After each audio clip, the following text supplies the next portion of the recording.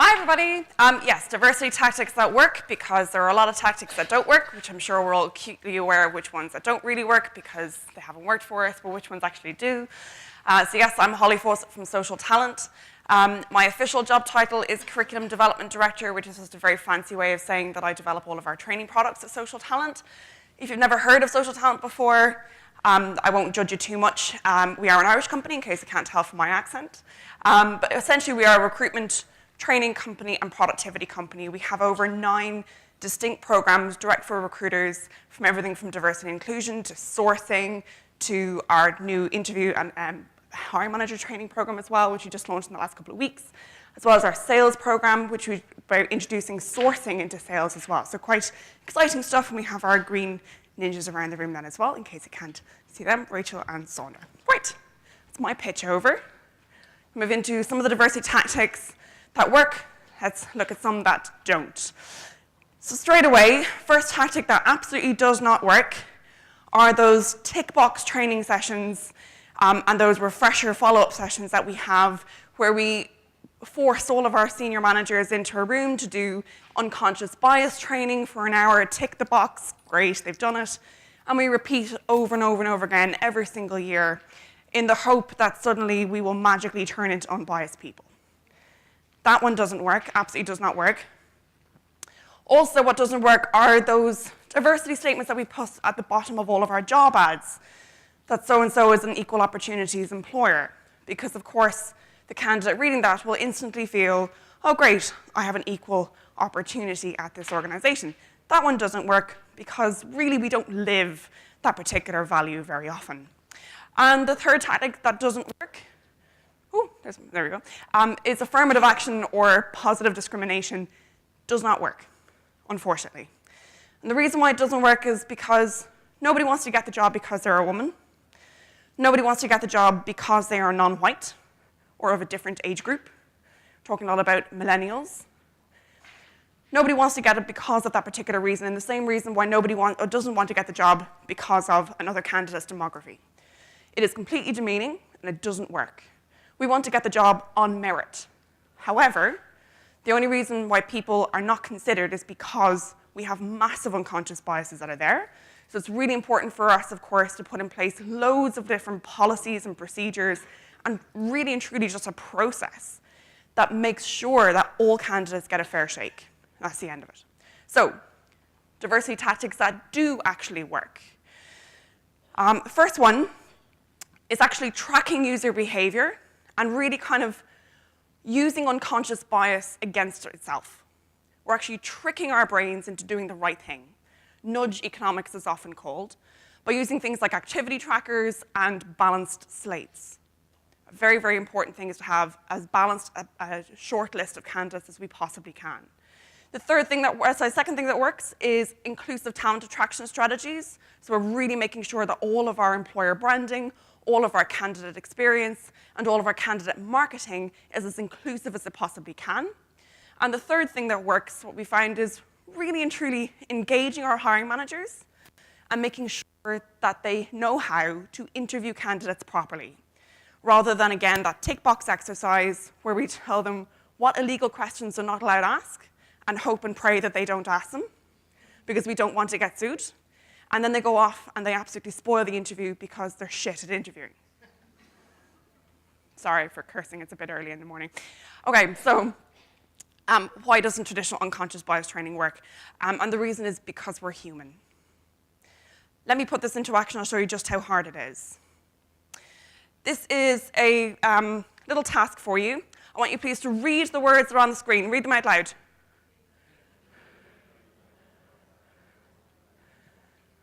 Grant, it's easy, isn't it? We can all read. It's very simple, fine. Now what I want you to do, please, is to actually, sorry, let me go back a slide there, is to tell me what the colors are on the screen. So I actually want you to tell me the name of the color on the screen, not the word on the screen. Read that out loud.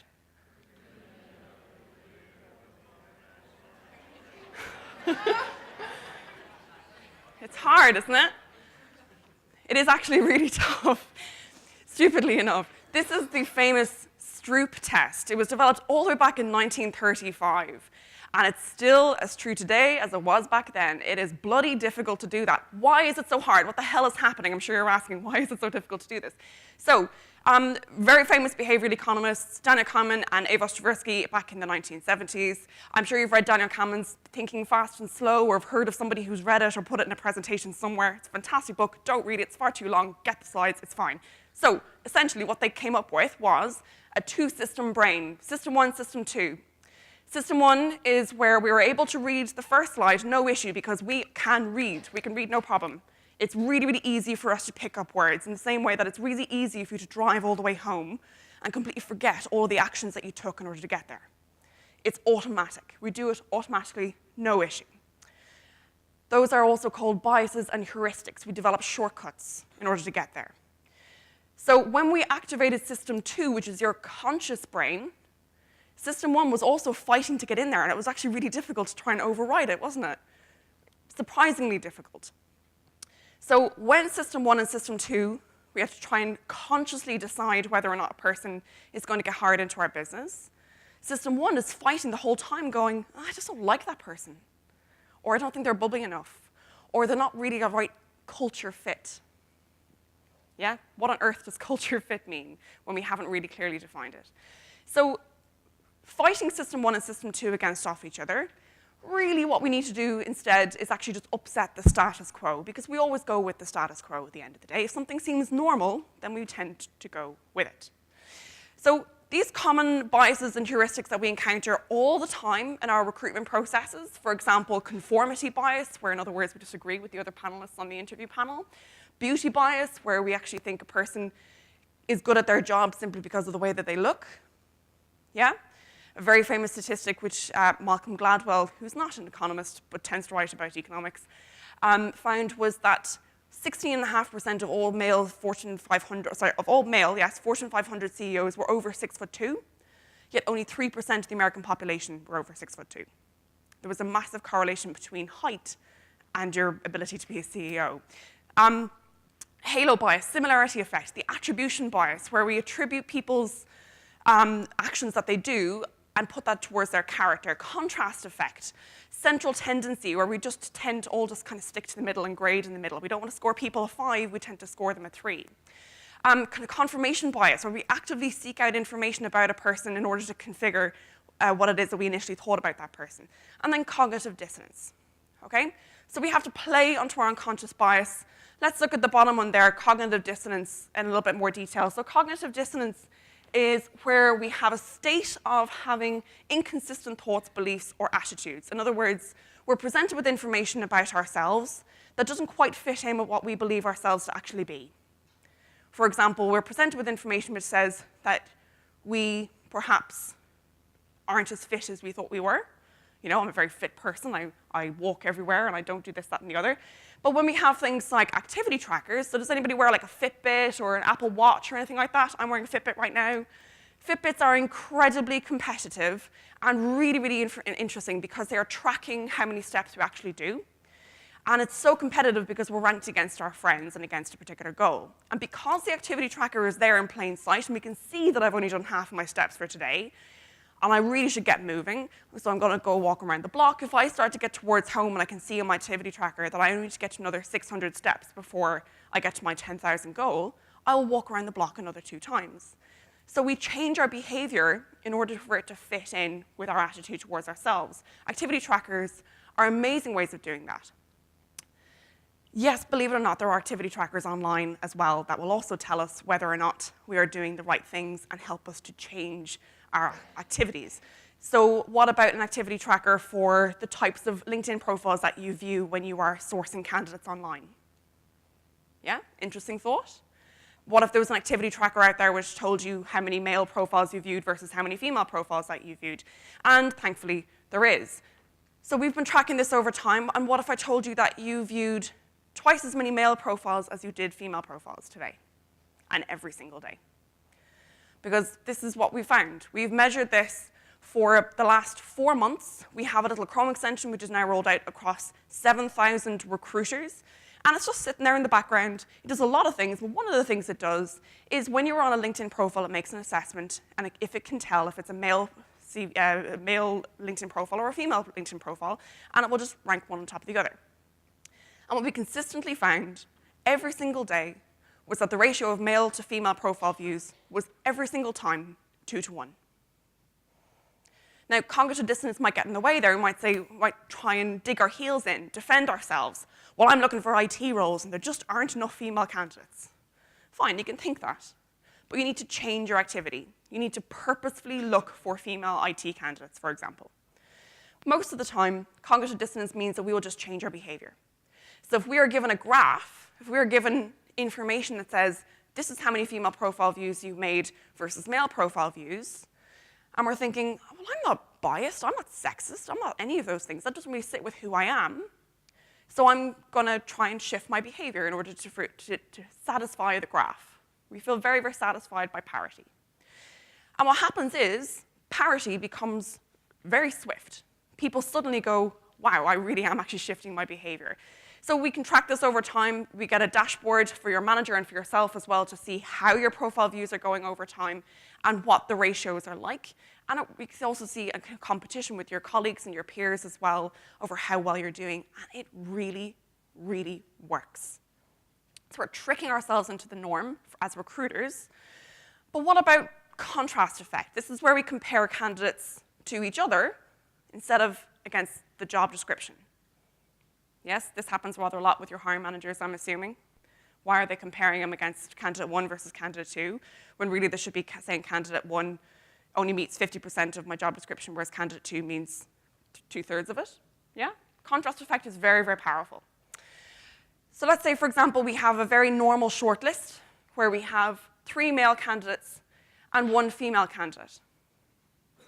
Unfortunately, there is absolutely 0% chance that that female candidate will get hired or even be considered to be hired. Will not happen. And that's quite shocking. But it's because she is not normal. She's alone in that shortlist. She is therefore against the status quo, and she's a bit different. By the very fact that she is alone in her category of something so blatant, she will not be considered for the role. However, if there's 2 female candidates on the shortlist, suddenly there's a 50% chance that a female will be hired. Her odds shoot right up from nothing to suddenly 79.14 times more likely to actually get hired. And for non-white candidates, 193 times more likely to get hired if they are not alone on the shortlist. So, for you as recruiters and in the talent acquisition HR team, you need to put a policy in place that says you cannot have 1 female alone on a shortlist if you actually expect a female to get considered for this job. You need to almost trick the hiring manager's unconscious bias into realizing that a female on the candidate shortlist is completely normal, and you're going to assess both candidates equally, no issue whatsoever. Because their unconscious biases, their little heuristics will just trick into place and go contrast effect straight away.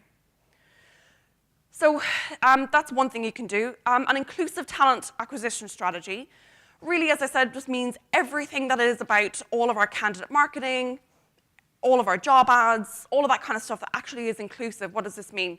For example, using the number of years of experience as a way to define competence or fit. This is one of the biggest uphill battles against diversity that we can actually really, really and truly affect. If I ask you a question, what is your favorite number? What's your favorite number? 9? It's also my favorite number is 9. Anybody else? 6? 7? Okay. Any other numbers? 22. Favorite digit, maybe? The number of love. Oh, very good. Okay, I like that. No, it's well, why the number 9? Why the number 9? We don't have a reason. It's soft, it's round. Okay, I like that. What about the number 7? Who is it that said number 7? Yeah. It just sounds good. 9, 8, they're all monosyllabic. For 7, it's got the nice little 2 syllables to it. Okay, interesting. That sounds really strange, I know, sorry.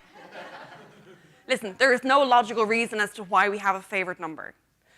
although the reason why number 9 is my favorite number is a very logical reason, is because every single multiple of 9, if you take the 2 digits that are left, or the 3 or 4 digits that have every single multiple of 9, when you add them all together, they equal 9 every single time. It's magical. Anyway, so yes, the world's favorite number, believe it or not, is number 7. You conform with the masses. And the number 7, for no logical reason whatsoever, from anything from the way it sounds to the way it looks, to the fact that they were born on that day. Any type of reason, totally random reasons. But the thing is, the number 7 is also the number of years experience that the vast majority of hiring managers use in their job descriptions to clear out candidates. They say you must have 7 years of experience. 7+ years of experience, 4 to 7 years experience. And there are so many job ads where we have 7 years of experience. It's just absolutely pervasive. It's everywhere for no reason, absolutely no reason. What is the difference between 6 years experience and 7 years experience? Other than 12 months, but really, there's no difference in terms of their competence. It really and truly, guys, it is the quality of the years, not the quantity of the years that we are after. And of course, in the UK, it is actually illegal to put a number of years of experience on the job ad. And to be honest, in the job description as well. It should not be there. Do not allow your hiring managers to put one in. Really educate them as to why. Why 7 years? Unless they pass an exam at the 7-year mark that says you're qualified, fine.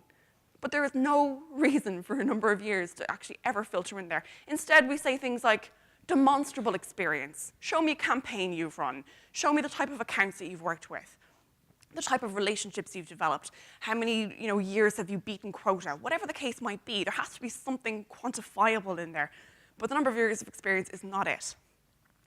Also, something that goes into our job ads very often is the use of masculine-coded words. Okay, so there is a difference between the types of words in terms of being masculine-coded versus feminine-coded. So masculine-coded words, for example, are like aggressive sales targets, or we want a champion, for example. Maybe we're the dominant market player, or lead a team, or strong objective. All these very masculine kind of words, and they are absolutely pervasive in our job ads as well.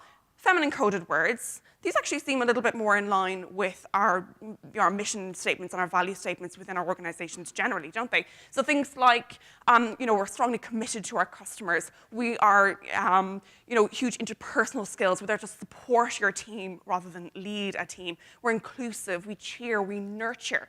Yeah? Those are typically termed as feminine-coded words. So if your job ads have more masculine-coded words versus feminine-coded words, you will tend to completely turn off female applicants. They tend not to apply in as high a ratio at all. However, if you increase the feminine-coded words or swap out some masculine-coded words for feminine-coded words, men will still apply, but your ratio of the number of women that will apply is much, much, much greater as well. There is a free tool that you can use in order to check your job adverts as well. So you can go to gender-decoder.capmatfield.com, or of course just Google the words gender decoder. You copy and paste in your job ad text, or any of the text around your website, your career site, any of your employee stories, blogs that you're writing around employer branding, or ways of kind of introducing your graduate careers or your experienced career fires, or your boomerang hires, or those who are hitting retirement, or whatever the case might be, whatever target you're looking to get to, pop all of your text through the gender decoder and see, is it neutral, masculine, or feminine coded, and try and swing it more towards either the neutral or feminine side, and have an equal amount of both. Really, really good tool. I hugely recommend it. Also, something in terms of our inclusivity, in terms of our candidate acquisitions, is adding unnecessary skills that really and truly can be trained, and insisting upon them. And this goes into the kind of hiring criteria that hiring managers will have as well. They often look at the unnecessary skills and mark them again into their hiring criteria too, which makes absolutely no sense. I'm sure you've heard of the statistic from Hewlett-Packard where that women will only apply for a job if they meet 100% of the criteria, but men will apply for the job if they meet just 60% of the criteria. That came from an internal study of their own employees who were doing internal mobility, and they asked all of their people who were moving into management positions, Why did you apply for that job, or why did you not apply for that job?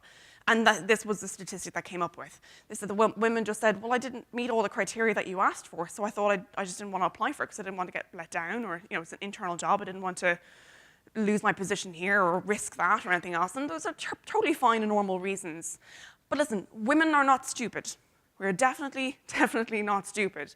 Because when women realize that others who are applying for the same job don't meet all of the criteria, they aren't quite playing by all the same rules, they will also apply.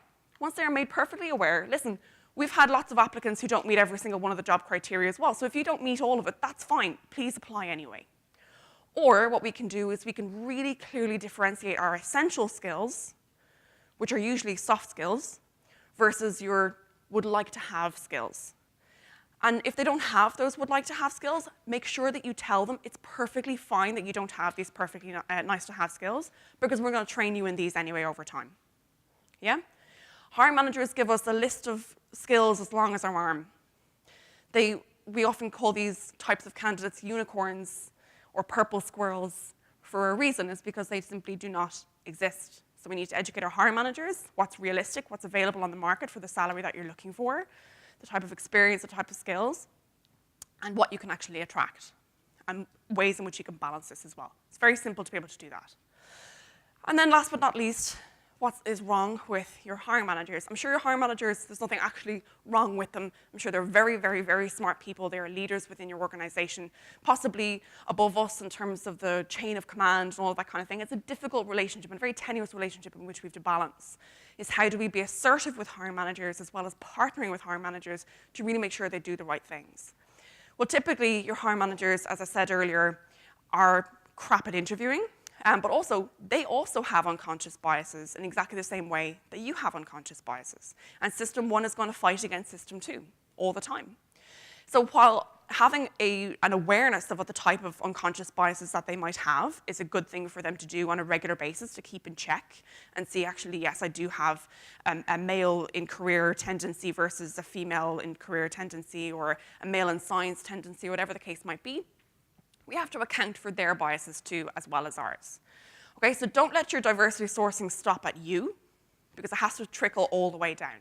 So one thing that we can do when we are presenting a long list of candidates to the hiring manager, to say which of these candidates would you like to put into a shortlist, or did any of these stand out in order to go forward for interview, what we can do in terms of process to make sure that we don't influence the decision of the hiring manager based on any of those unconscious biases is do things like remove names, remove addresses, remove universities, just simply redact them out of the CV. So something that a lot of the Big Four are doing when it comes to graduate positions, we should do this across the board, experienced hires as well. We remove names because this absolutely indicates gender, as well as in some cases ethnicity as well.